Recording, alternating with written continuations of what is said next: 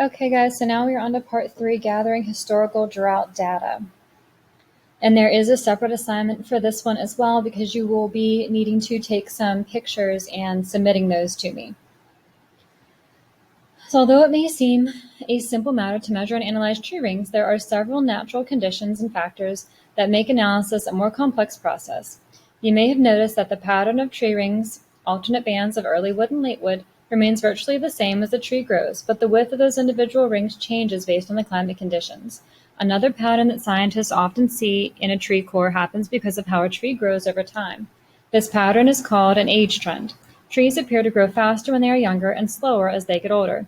But what is actually happening is the growth ring of a very young tree is spread over the small diameter of the tree and is proportionately larger than the ring you observe in trees that are much older that have more growth rings spread over a larger diameter.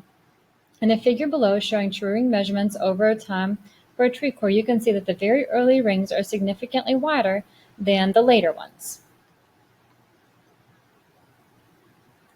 Because of the site conditions and the consistent patterns of wide and narrow rings among cores at a site like Humpty Dumpty Talus Slope, scientists know that a natural process is the main driving force, or what scientists call the limiting factor, behind the growth of trees. In this case, it's climate. The amount of precipitation directly determines the width of a tree ring each year it lives.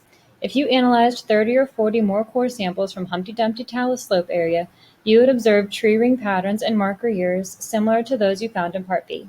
But scientists have to be aware that some trees are not good candidates for study, for example, ones that have disturbance patterns. A disturbance pattern results from some kind of interaction between the ecosystem and the tree. For example, while coring in Wrangell, St. Ellis, Alaska, dendrochronologist Gordon Jacoby noticed that a mouse came to scratch its head on the same tree every day. As a result, that tree was damaged and its bark was rubbed off.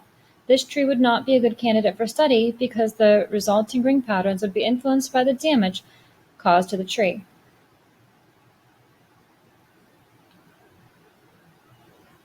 A disturbance pattern can be created when trees are struck by lightning, or if a nearby tree fell and allowed a neighboring tree to get more sunlight and grow faster.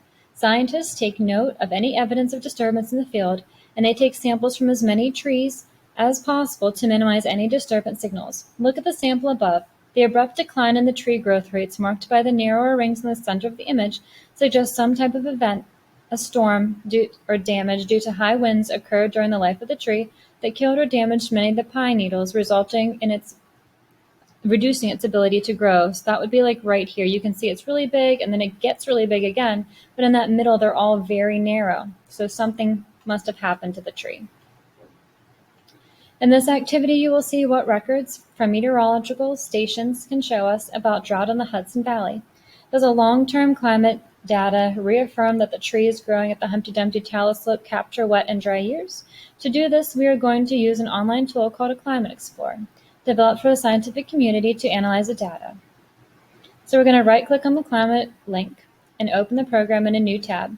You have to register first for an account in order to use this tool.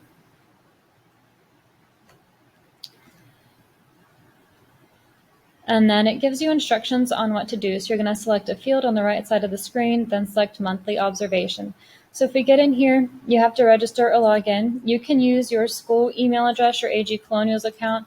You need your first name. They say your real first name. And as far as your institution goes, just put Albert Gallatin and then hit register, login. And it gives you, it says, welcome Mary from Albert Gallatin. And it shows me just a general graph.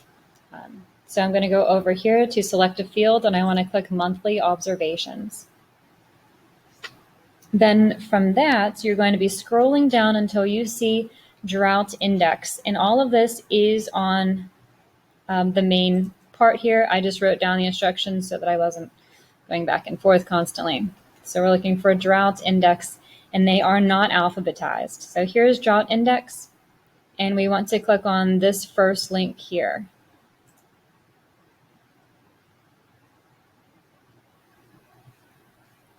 Scroll down a little bit and we're going to go to get grid points. So I want to type in, and you're going to type in these same numbers, 41, 43, and we're going to go with 75, to -74.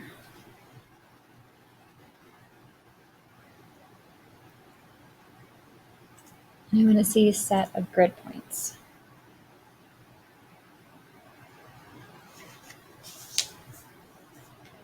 So while that is doing its little thing, so you'll end up with this here is what it should look like.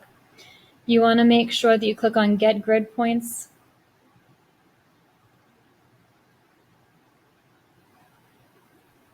Average area or subset box, click Make Time Series to see what the drought index, so this is the Make Time Series button, will look like down here.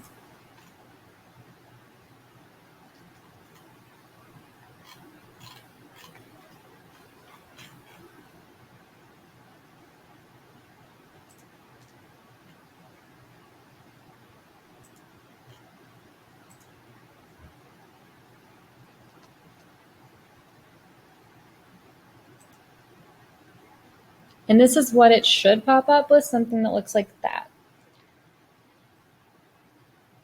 Obviously, it's not going to be this exact one.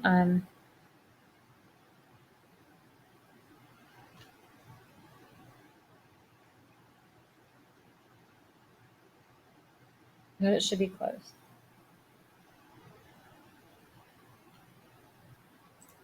Here we go. So you want to leave it with the average marked, and then this is your graph. So you're going to be taking a screenshot of that. In order to take a screenshot, in case you're not familiar, I do have the instructions posted in an announcement.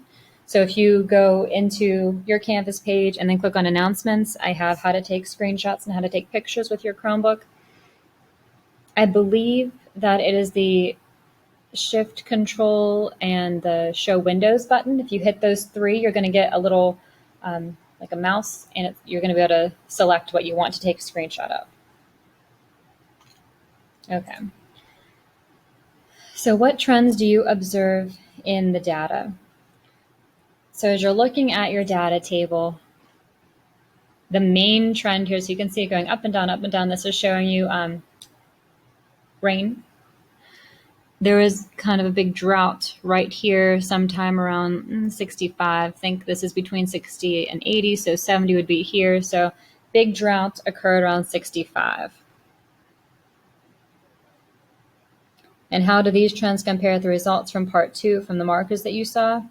You would be looking to compare your wide versus narrow, and sometime around the 60s, you may see that there was a narrower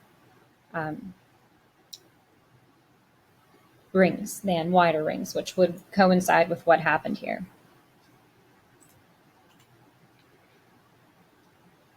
To make the data clearer, you can see seasonal averages. In the Investigate this Time Series section, click to the right, click on the season link under the View Month.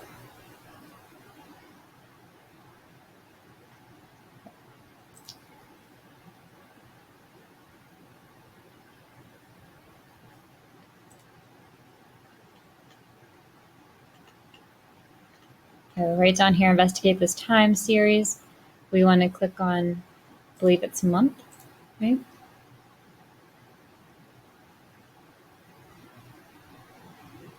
Right click on the season link under the View Months.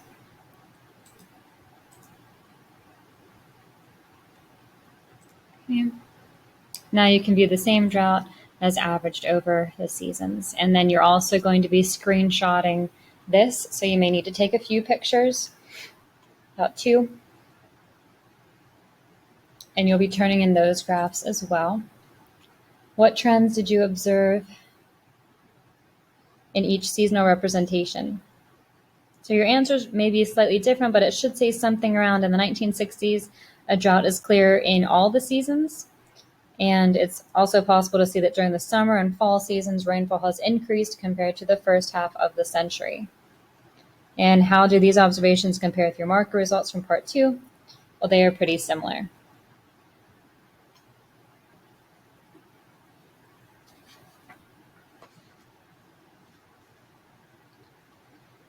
Okay, so what is the spatial reach of the drought? You can also continue or Well, we can also use Climate Explorer to look at how much of the region experiences drought or wet conditions for each year.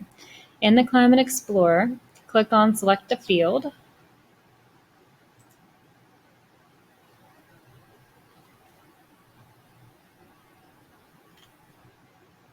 So there's Select a Field. I'm going to exit out of that one.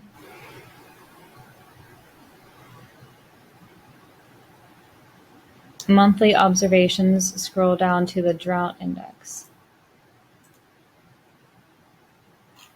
Back to drought index again, so almost to the bottom.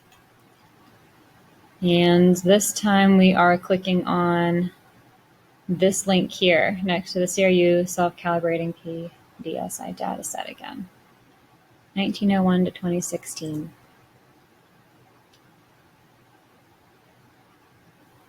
So in this case, it's 2017 since it's a little updated. Now we're going to expand the PDSI field that we were looking at. In the first box that reads get grid points, average, and area, or generate subset, change the latitude and longitude to 25 north, 50 north. Okay, so we're going to go with 25, 50, and we're going to go with -90 to -60.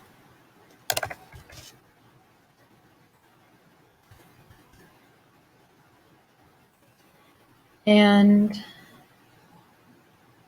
then click on plot this field on the right-hand side under investigate this field. Plot this field. A new menu will come up in the first box, which reads lat long plot. Change the year to any of the marker years that you found when evaluating the tree ring cores in part 2. So I'm going to go with 1965 and change the month to June and average it over 3 months. So we're going to go with June, 3 months. That means you'll be looking at the PDSI field for the summer average June, July, August. This is when most of the rain in Northeast occurs in the season that the trees are most sensitive to climate. Enter the latitude and longitude coordinates again and hit plot.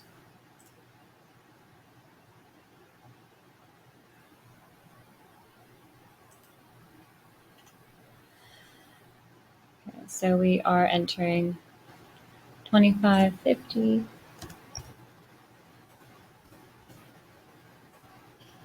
and -90, -60.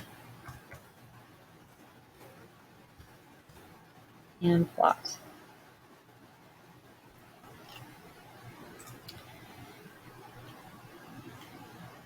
You can see the plot of spatial characteristics of the dry to wet. Notice the PDSI scale on the right, red equals wetter, blue equals drier conditions on the graded scale, and you can change this in the previous screen. Under the colors drop down, you can change it to red, gray, or blue. Use the same method to investigate the other 3 years, both narrow and wet, that you found when you were evaluating your tree rings in set 2. Copy and paste the maps. So you'll take this map, you'll take another screenshot of it. So you're sending me just a lot of pictures this time, only a few answers. So do for sure 1965 because that was an exceptionally dry year. I mean, look at that. That's a lot of blue. There was red down here, but lots and lots of blue in our coordinates. And then if you found 2 other points on your data, you can graph those ones as well. And that is it for this section here. And we are all done with Lab 2.